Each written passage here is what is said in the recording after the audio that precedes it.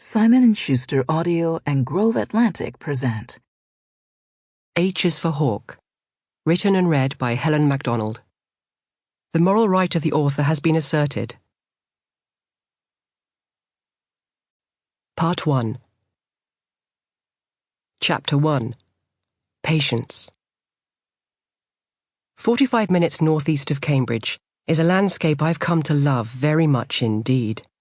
It's where wet fen gives way to parched sand. It's a land of twisted pine trees, burned-out cars, shotgun-peppered road signs and US Air Force bases. There are ghosts here. Houses crumble inside numbered blocks of pine forestry. There are spaces built for air-delivered nukes inside grassy tumuli behind 12-foot fences, tattoo parlors, and US Air Force golf courses.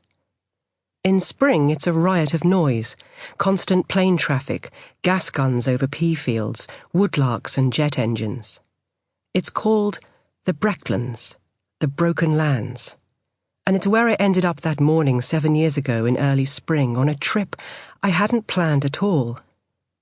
At 5 a.m, I'd been staring at a square of streetlight on the ceiling, listening to a couple of late party leavers chatting on the pavement outside.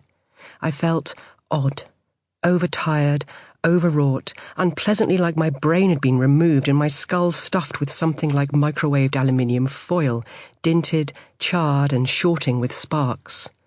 Must get out, I thought, throwing back the covers. Out. I pulled on jeans, boots and a jumper, scalded my mouth with burned coffee, and it was only when my frozen ancient Volkswagen and I were halfway down the A14 that I worked out where I was going and why. Out there, beyond the foggy windscreen and white lines, was the forest. The broken forest. That's where I was headed, to see goshawks. I knew it would be hard. Goshawks are hard. Have you ever seen a hawk catch a bird in your back garden? I've not, but I know it's happened. I've found evidence. Out on the patio flagstones sometimes, tiny fragments. A little insect-like songbird leg with a foot clenched tight where the sinews have pulled it, or, even more gruesomely, a disarticulated beak. A house sparrow beak top or bottom, a little conical bead of blushed gunmetal, slightly translucent, with a few faint maxillary feathers adhering to it. But maybe you have. Maybe you've glanced out of the window and seen there on the lawn a bloody great hawk murdering a pigeon, or a blackbird, or a magpie, and it looks the hugest, most impressive piece of wildness you've ever seen, like someone's tipped a snow leopard into your kitchen, and you find it eating the cat. I've had people rush up to me in the supermarket or in the library and say, eyes huge, "I saw a hawk catch a bird in my back garden this morning."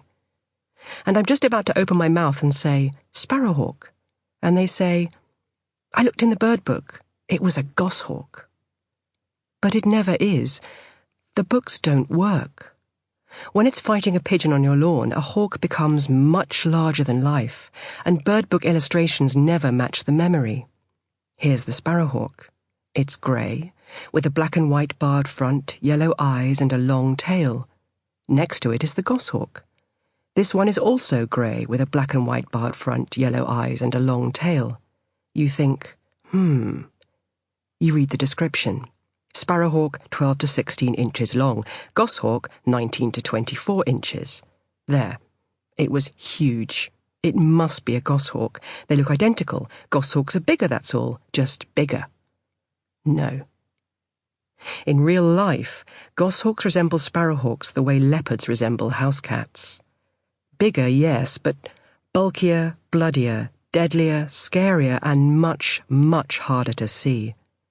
Birds of deep woodland, not gardens, they're the birdwatcher's dark grail.